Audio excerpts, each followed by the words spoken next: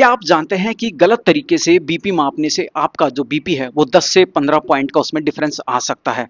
यही वजह है कि बहुत सारे लोग सोचते हैं कि यार उनका जो बीपी है ना या तो लो है या हाई है।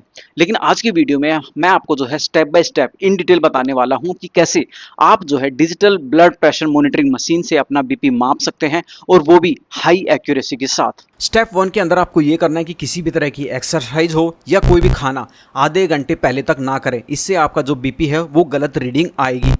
स्टेप 2 आपको करना है कि चेयर के ऊपर आपको सीधी कमर करते हुए बैठ जाना है और आपके जो पैर हैं वो क्रॉस लेग बिल्कुल भी नहीं करने हैं। आपको अपने जो पैर हैं वो बिल्कुल सीधे रखने हैं ज़मीन से सटा के। अब जो स्टेप 3 है उसमें अपना हाथ जो है आप मेरी तरह देखिए बिल्कुल फ्लैट यहाँ पे इस तरह रख सकते हैं। आपकी जो मुट्ठी है वो ऊपर की तरफ ऐसे खुली हुई होनी चाहिए। उसके बाद जो भी आपका जो आर्म कफ अब आपको दिख रहा है वो देखिए यहाँ पर देखिए इंडिकेटर भी लिखा हुआ है कि किस तरफ आपको ये करना है।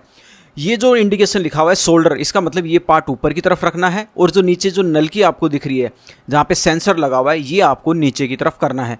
बहुत सारे लोग क्या कर लेते हैं, या तो इसको उल्टा लगा देते हैं या ये जो नलकी है या नीचे की तरफ जो है सेट कर देते हैं। इससे होगा क्या कि आपकी जो रीडिंग है वो गलत आएगी, क्योंकि तो यहाँ पर जो है ब्लड प्रेशर मापते टाइम यहाँ पे एक ब्रेकाइल आर्टरी एक्चुअली यहाँ पे होती है। ये आर्टरी जो है आपकी अपर आर्म में होती है और यही वो जगह है जहाँ पर बीपी कफ एक्चुअली लगाते हैं। ये जो आर्टरी होती है ना ये अपर आर्म के अंदर वाली साइड में होती है, जहाँ पर मैं आपको दिखा रहा हूँ, जो एल्बो के थोड़ा सा ऊपर होती है। जब बीपी कफ इन्फ्लेट किया जाता है तो ये आर्टरी टेम्परेरली कंप्रेस होती है और धीरे धीरे रिलीज करके आपका जो बीपी मॉनिटर का जो प्रेशर है वो यहाँ पर मेजर किया जाता है।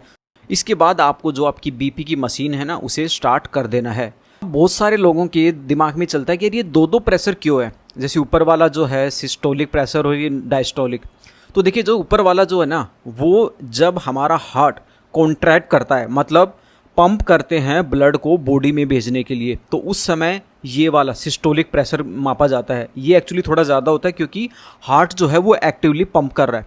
नीचे वाला जो है डायस्टोलिक प्रेशर, ये जब हार्ट रिलैक्स होता है यानी कि ब्लड से दोबारा भरने के लिए, तब आर्टरीज में जो प्रेशर बचा होता है उसे डायस्टोलिक प्रेशर बोलते हैं। ये कम होता है कंपेयर टू सिस्टोलिक के।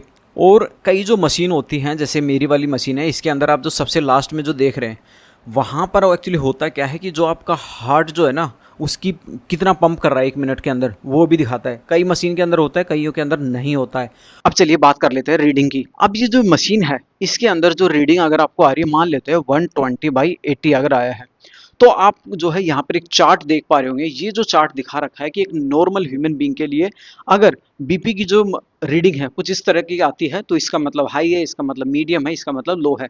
लेकिन अगर आपकी जो बीपी मशीन है उसकी अगर रीडिंग बार बार बहुत ज़्यादा लो या अगर हाई आ रही है तो आपको सिर्फ उस मशीन पे भरोसा करके नहीं बैठना है। इस स्थिति में आपको जो है अपने डॉक्टर से कंसल्ट करना है।